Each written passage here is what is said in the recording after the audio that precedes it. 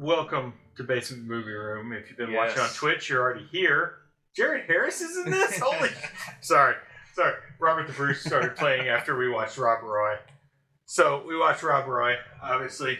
Yes. Rob Roy from 1995, and our random movie picks 1990 to 1995. This is my pick from 1995. We're halfway through. We are, well... 6 out of 12. 6 out of 12. Yeah, it's halfway, yeah. And we'll do one more after this on Twitch, if you're watching on Twitch. So, Rob Roy is the story of Robert Roy McGregor. Of the Clan MacLeod. Of the Clan MacLeod. That's right. In 1713, Scotland. Scotland's occupied by England at this point, obviously. Those English assholes. So, basically, this is the story of a clan of Scottish people trying to make their own way in an English-occupied Scotland. Rob Roy leads a clan of MacGregors. And MacLeods. And MacLeods. Yeah. And essentially, he's wronged by the Marquis. They call it Marquis, is how they pronounce it, but played by John Hurt. And John Hurt's little errand boy, played by Tim Roth, who is Archibald Cunningham, who is a bastard who has risen up the ranks to serve in Scotland under this Marquis. There's another Marquis that is also kind of at odds with John Hurt's Marquis, which will come into play in the movie later. But essentially, Rob Roy wants to take a loan to run cattle, to sell them and make money to help his people, essentially. And Eric Stoltz plays like his kind of right-hand man who goes to get the money. Tim Roth and Brian Cox, who plays Killard. Killiard. Yeah. Make this plan to steal the money, which they do.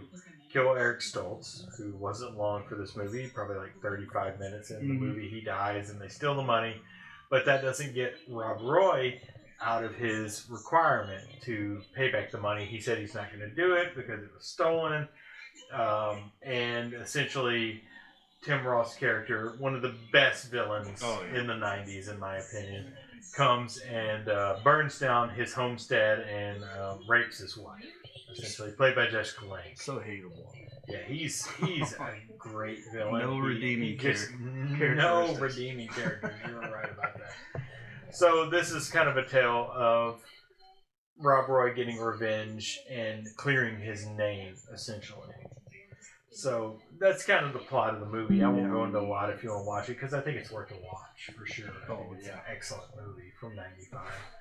But what did you think of Rob Roy? I tell you, after watching it again, after all these years, it's been. I was more like into the movie. Just I didn't want to stop watching it. I didn't get bored with it. Yeah, as when we were teenagers, 15, 16 years old when it came out. When I watched it then, I thought it was kind of boring and kind of broke off from it. I did too, honestly. It took me a few viewings to finish the movie.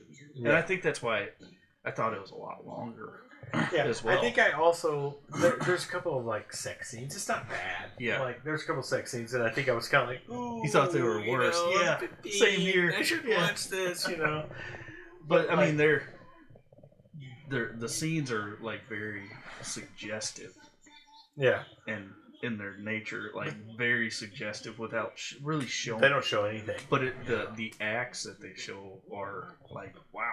Yeah. You don't need to. I mean, there is a rape scene in this film. If you're sensitive to that kind of stuff, maybe don't watch Rob Roy.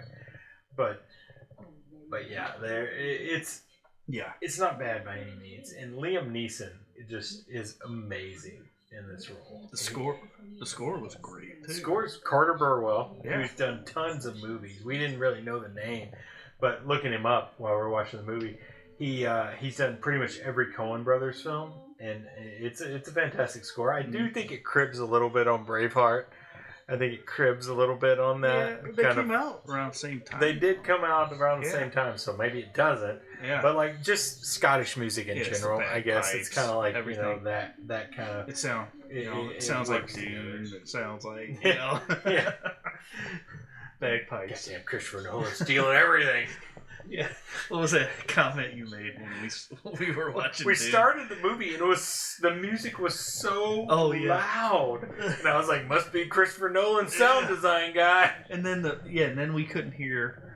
We couldn't hear the dialogue. We had to turn it back up. Yeah, but it got better. Like right at the first, the music is so loud, and then it kind of evens out throughout the rest of the movie. But the whole bagpipe thing—that's a Scottish movie. Yeah, you gotta have bagpipes. There was a bagpipe in the movie, and like what I was saying is like when we saw Dune and that bagpipe scene came, the music came blaring for the Atreides. You're like, oh god. They still got terrible bagpipes in the future. Yeah, they do. Indeed. But yeah. The score was good, though. Yeah, the score's good. The acting overall is good. I mean, Tim Roth makes you hate his character. John Hurt, who plays the Marquis, makes you hate his character.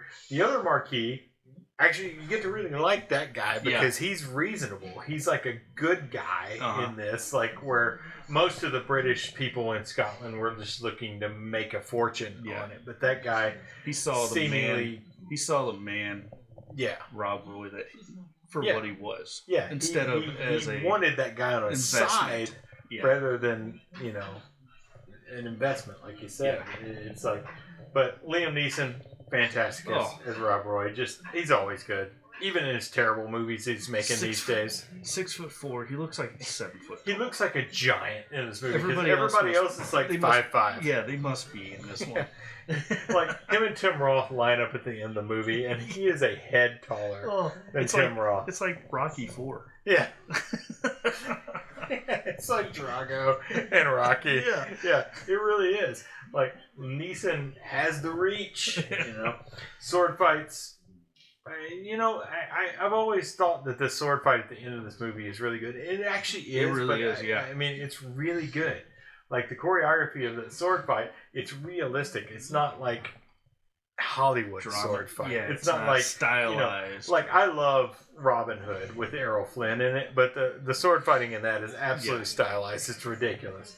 This not so much. It's very, very brutal. Yeah. And just visceral in how they sword fight. Like no, score is not empty. It's nothing there, which I think was a great choice. And you just hear, it's just the fight. Yeah, I think it's a great choice. Yeah, it's a great choice to do it that way. I think it really enhances the drama of that sword fight at the end. And yeah, I really like Rob Roy. I'm glad I picked it. I like it more now than I did. I absolutely like it more now than I did before. Like, because I didn't get the dramaticness of it, I guess, when I was like 15, 16 years old. And it's definitely a movie that's worth your time. This is about... It's on Prime. Yeah. The premise of it, I think, is a little bit more adult than just a revenge story. It's not not just a revenge story. It's way more... Like, it's a lot of setup. Yeah.